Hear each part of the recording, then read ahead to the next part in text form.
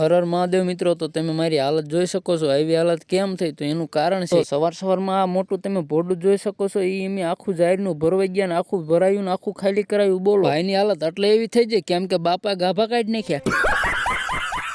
તો કામ તો પૂરું થયું જ નથી, બીજું પણ કામ છે તો વિડીયો બનાવી રહ્યો. તો મિત્રો આજે આપણે નાની બોડી પડી છે, આપણું થ્રેસર લઈ જવાનું નથી કેમ કે આપણે વાડીએ કામ છે, વાડી આવવાનું છે હલર ઘઉં કાઢવા, તો આપણે જવાનું છે વાડી. એટલે સવારમાં આપણે નાની બોડીને તો છેલ જ નથી માર્યો કેમ કે આજે આપણે મોટો ભોડો લઈ જવાનો છે. તો આપણે પેલા 50 ફૂટનો ઠેકડો મારીને સડી ગયા સીંટે ને આપણે શેલ મારી દીધો ભોડાને. શેલ મારીને ડાગલા મતા હાંઠ્યું તો આપણે પેલા ખાલી કરી જ પડે તો આપણે દુલાય. પછી તો ડાગલા માંથી હાંઠ્યું સ્લો મોસમમાં પડી હેઠે. આપડે મોટું ભોડું પછી ગામમાં લુખી એન્ટ્રી મારીને સડાયું રોડે.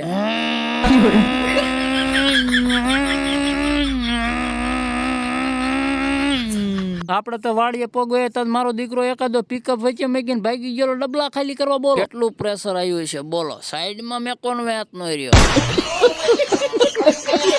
પછી આપણે કરી ભઠ્ઠી ચાલુ કે વાડીએ તાજો સા બનાવીને તો પીવી. જેવી ભઠ્ઠી હળગાવવાનું ચાલુ કર્યું ને તપેલી મેકવા જતા તા ઓલો ડ્રાઈવર આવી ગયો પિકઅપ વાળો. પછી તો ભાઈ ને પિકઅપ લેવરાવી પાછી ને આપણે નીકળી પડ્યા પાછા વાડીએ પહોંચી ગયા ને હલર પણ આવી ગયું ને હલર કરી દીધું. ચાલ હલર વાળા એટલું ફાસ્ટ હલર મેક્યું ને કે જ્યાં ત્યાં ફૂંકિયામાં દાણા નીકળવા માંડ્યા. બોલો ઈમે તો પછી બધા બપોરના લાદુ ખાઈને સોટ્યા હતા. હાન સુધી હલરમાં નાખ જ